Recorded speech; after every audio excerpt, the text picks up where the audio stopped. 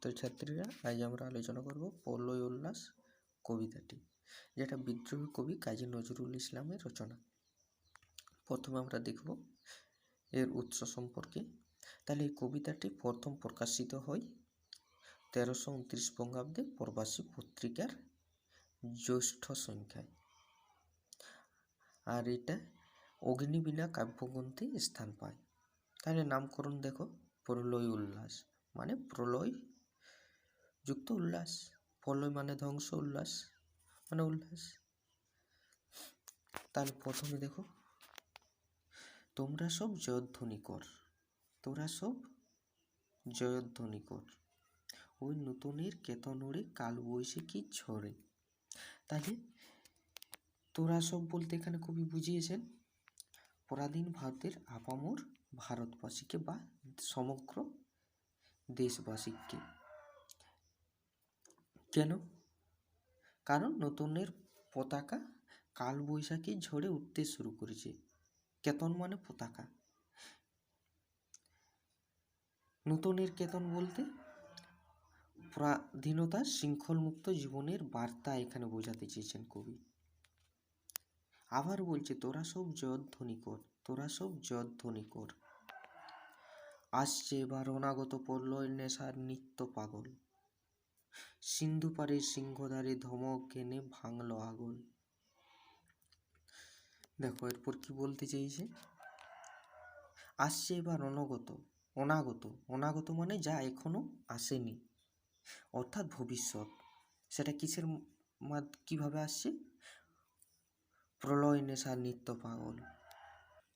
তাহলে তারা কিভাবে আসছে? সিন্ধু পাড়ের সিংহদ্বারের বা সিংহ দরজার বাঁধা ভেঙে আসছে। সিন্ধুপাড়ের সিংহদ্বারে, সিন্ধুপাড় বলতে এখানে কি বোঝানো হয়েছে? আমাদের যে সব বিপ্লবীরা ছিল তাদের সাম্রাজ্যবাদীরা কি করেছিল? সিন্ধুপাড় মানে সমুদ্রের ভিতরে দ্বীপান্তর করেছিল, যে আন্দামানে কারাগারে বন্দি করে রেখেছিল।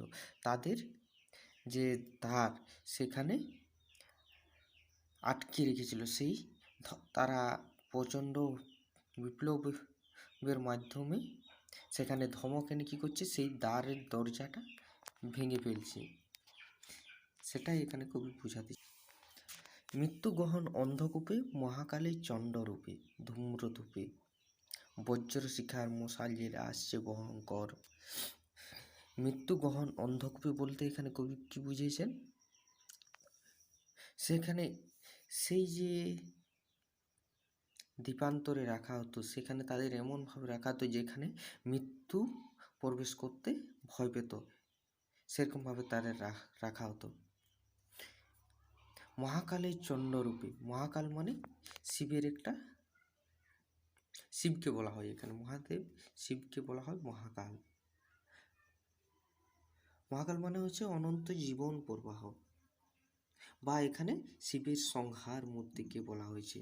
তাই বলছে মহাকালের চণ্ডরূপে বলতে ভয়ঙ্কর রূপে, ধূম্রধূপে ধূপের ধোঁয়ায় বজ্র শিখার মশাল জেলে আসছে ভয়ঙ্কর। সে তাহলে কেমনভাবে আসছে? যেমন বিদ্যুতের শিখা যখন বজ্রপাত হয় তখন যেরকম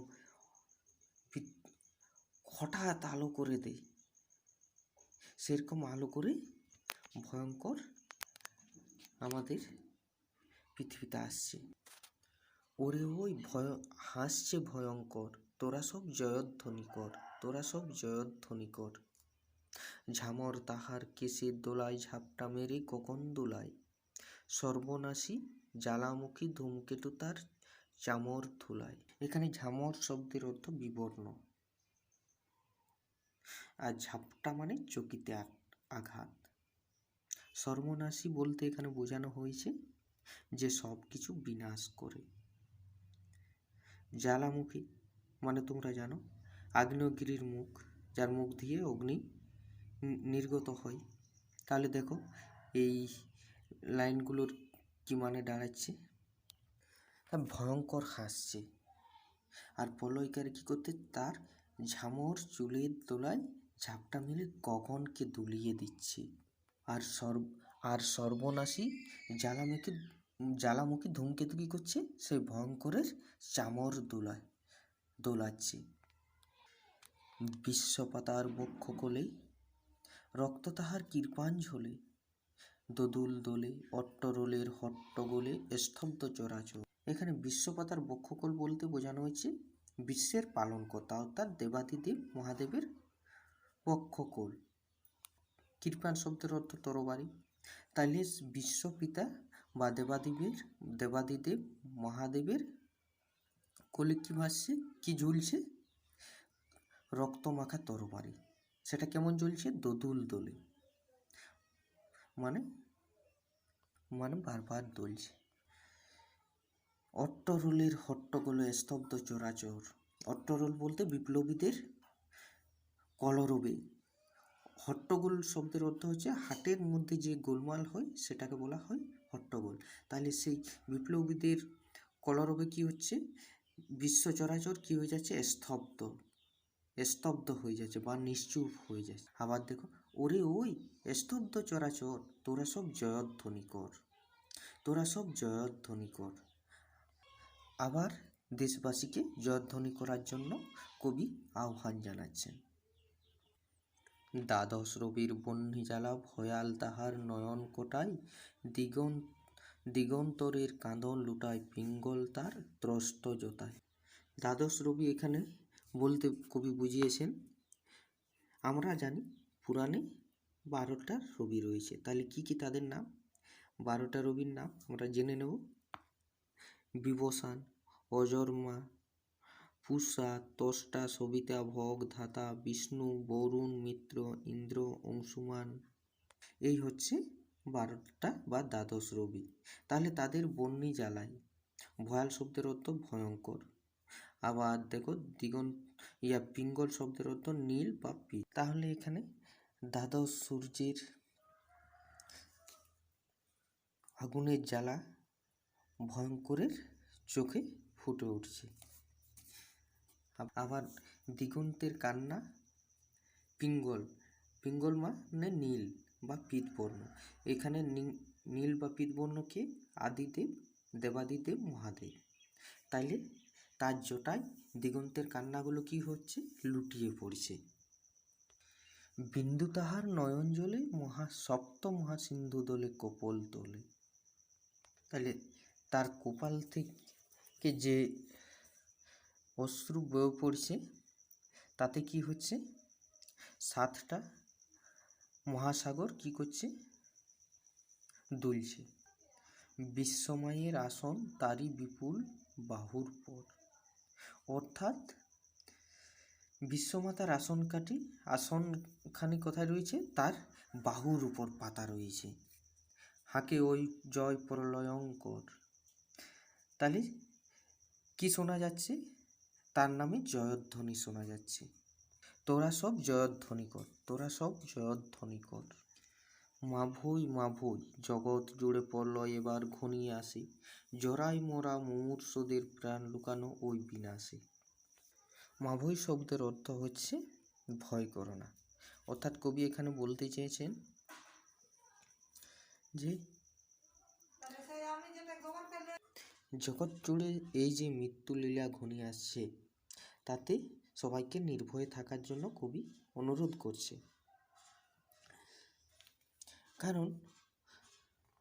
কারণ ওই জরা মানে অসুখে মরতে বসা মানুষদের প্রাণ লুকানো আছে ওই বিনাশে বা ওই ধ্বংসলীলার মধ্যেই। এবার মহানিশার শেষে আসবে উষা অরুণ হেসে করুণ বেশে। এবার মহানিশার বলতে এখানে গভীর রাত্রির কথা বলা হয়েছে। গভীর রাত্রি বলতে আমাদের পরাধীন ভারতের কথা বলা হয়েছে। তাহলে পরাধীনতার শৃঙ্খল থেকে মুক্ত অর্থাৎ পরাধীনতার পরে যে নতুন সকাল আসবে সেটা কেমন হবে সেটাই কবি এখানে উল্লেখ করেছেন। সেই সূর্যটা আসবে করুণ বেশে, সূর্যের হাসি হেসে। দিগম্বরের জটায় হাসে শিশু চাঁদের কর, আলো তার ভরবে এবার ঘর। দিগম্বর বলতে এখানে শিবকে বোঝানো হয়েছে। তাহলে শিবের জটায় কে থাকে, কে হাসে, শিশু চাঁদ। দেখবে শিবের কপালে থাকে একটা চাঁদ, তাহলে সেই চাঁদের কিরণ, কর মানে কিরণ, কিরণে কি হবে, এবার ঘর ভরবে তার আলোতে। তোরা সব জয়ধ্বনি কর, তোরা সব জয়ধ্বনি কর। ওই সে মহাকাল সারথি রক্ত তরি চাবুক খানে, রনিয়ে ওঠে হ্রেস্যার কাঁদন বজ্রগানে ঝড় তুফান। এখানে সারথি শব্দের অর্থ হচ্ছে রথের চালক। হ্রেস্যা মানে ঘোড়ার ডাক, রনিয়ে মানে ঝনঝনিয়ে। অর্থাৎ এখানে বলছে মহাকাল বা শিবের রথের সারথি কী করছে, রক্তমুখী বিদ্যুতের চাবুক হানছে। তাতে কি হচ্ছে, অশ্বের চিৎকারে ঝনঝনি উঠছে। সেটা কেমন, বিদ্যুতের ভীষণ ভয়ঙ্কর সুরে, অর্থাৎ ঝড় তুফানে। খুরের দাপট তারায় লেগে উল্কা ছুটায় নীল খিলানে, গগনতলের নীল খিলানে। অর্থাৎ ঘোড়ার খুরের দাপট কি বলছে, তারায় লেগে উল্কার বেগে ছুটে যাচ্ছে মৃত্যুরূপী গগনতলের দিকে। অন্ধকার আর বন্ধকূপে দেবতা বাঁধা যজ্ঞ জুপে পাষাণ স্তূপে। অন্ধকার আর বন্ধকূপে বলতে এখানে বোঝানো হয়েছে বিপ্লবীদের যে দ্বীপান্তরে বন্দি করে রেখেছিল, তাদের এখানে কবি দেবতার সঙ্গে তুলনা করেছেন। তাহলে কবি কি বলছেন, অন্ধকারাগারের বন্ধকূপে, অর্থাৎ যেখানে এই বিপ্লবীরা বা দেবতারা বাঁধা পড়ে আছেন, যজ্ঞে যুপকাষ্টে আর পাষাণ স্তূপে, সেখানেও সেই উল্কাসম বিদ্যুৎ ছুটে চলেছে। এই তোরে তার আসার সময় ওই রথ খড়খড়, শোনা যায় ওই রথ ঘর ঘর, তোরা সব জয়ধ্বনি কর, তোরা সব জয়ধ্বনি কর।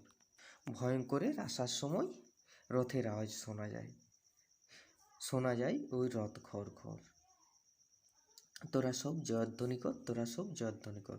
অর্থাৎ তাদের জন্য তোরা জয়ধ্বনি কর। আপামর দেশবাসীর কাছে কবি আবেদন করছে। ধ্বংস দেখে ভয় কেন তোর, প্রলয় নতুন সৃজন বেদন, আসছে নবীন জীবনহারা অসুন্দরে করতে ছেদন, তাই সে এমন কেসে বেশে প্রলয় বয়েও আসছে হেসে মধুর হেসে। কবি এখানে ধ্বংস দেখে বা ভয়ঙ্করকে দেখে ভয় পেতে নিষেধ করছেন, কারণ ধ্বংসের মধ্যেই নতুন সৃষ্টির রহস্য লুকিয়ে থাকে। তাই কবি বলেছেন প্রলয় নূতন সৃজন বেদন। আবার নবীররা আসছে কি করতে, যা কিছু অসুন্দর বা জীবনহারা তাদের ছেদন করার জন্য। তাই সে এমন কেসে বেশে প্রলয় বয়েও আসছে হেসে মধুর হেসে। অর্থাৎ এমন ভয়ানক বেশে সে ধ্বংসকে বা প্রলয়কে বহন করে নিয়ে আসছে কেমন, মধুর হেসে। ভেঙে আবার গড়তে জানে সে চিরসুন্দর। এখানে মহাদেব ধ্বংস করে, আবার ধ্বংস করার ফলে কি সৃষ্টি হয়, নতুন প্রাণ, সেখানে নতুন প্রাণের সৃষ্টি হয়। তাই এখানে কবি বলছে ভেঙে আবার গড়তে জানে সে চিরসুন্দর। কবি বলছেন জীর্ণটাকে ভেঙে চুরমার করে দিয়ে আবার চিরসুন্দরকে সে গড়ে তুলবে। তাই বলছে তোরা আবার জয়ধ্বনি কর, তোরা সব জয়ধ্বনি কর। ওই ভাঙা গড়ার খেলা যে তার কিসের তবে ডর, তোরা সব জয়ধ্বনি কর, বধূরা প্রদীপ তুলে ধর। এই ভাঙা আর এই গড়াই হচ্ছে তার খেলা, অর্থাৎ দেবাদিদেব মহাদেবের সৃষ্টি করা এবং ধ্বংস করাই হচ্ছে তার খেলা। তাই বলছে এতে ভয় পাওয়ার কিছু নেই, তোরা তার জন্য জয়ধ্বনি কর। আবার বধূরাকে কি বলছে, উঁচু করে প্রদীপ তুলে ধর, তাকে বরণ করার জন্য। কাল ভয়ঙ্করের বেশে এবার ওই আসে সুন্দর, অর্থাৎ কাল ভয়ঙ্কর বলতে মৃত্যুর বেশে কে বলছে, এবার কে আসছে, সুন্দর মানে মনোরম। তাই বধূরাকে কবি এখানে বলছেন প্রদীপ তুলে ধরার জন্য। আবার বলছে তোরা সব জয়ধ্বনি কর, তোরা সব জয়ধ্বনি কর। আশা করি সকলের ভালো লাগলো। যদি কোনো প্রশ্ন থাকে অবশ্যই কমেন্টে লিখবেন এবং আমাদের চ্যানেলটি সাবস্ক্রাইব করবেন দয়া করে। ধন্যবাদ।